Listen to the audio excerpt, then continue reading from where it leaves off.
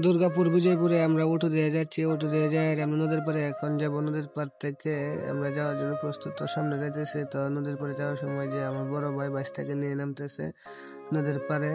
একদম বালু, একদম স্বচ্ছ পানির যে নদীর পাড়টা আছে, আপনারা দেখতে পাচ্ছেন মাতবর আছে, এই যে মাতবর। তো আমরা যে যাইতেছি নদীর পাড়ে, তো আমরা অনেকেই ছিলাম, আমার বাচ্চাদের তুলে নিলাম বড় ভাই থেকে। তো আমরা নদীর পাড়ে যে বালুর যে কিনারে আছে, বালুর কিনারায় আমরা হাঁটাচলা করতেছি। এমনকি দেখতে অসাধারণ একটা ভিউ ছিল।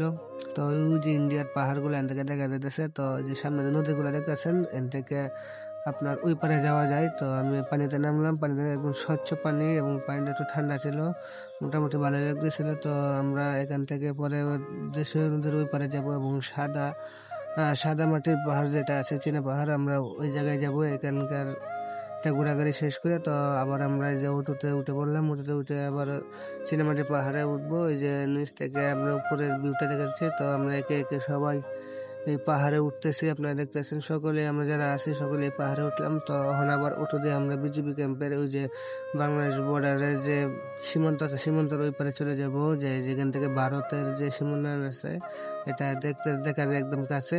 তো এক ভাই একটা অটোকে সিগন্যাল দিলে পরে আমারটাও ছাড়লো। তো আমরা যাচ্ছি একদম কাছাকাছি। তো সামনে বিজিবি আছে, যে এখানে গাড়ি নিয়ে যাওয়া যাবে না। তো আমরা গাড়িটা সাইড করে তো সবাই নামলাম। নামার পরে আমরা সকলে হাইটে আবার রওনা দেবো যে সামনে যাওয়ার জন্য।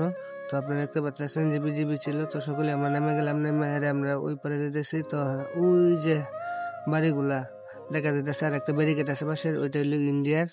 তো আজকের মতো এখানেই শেষ।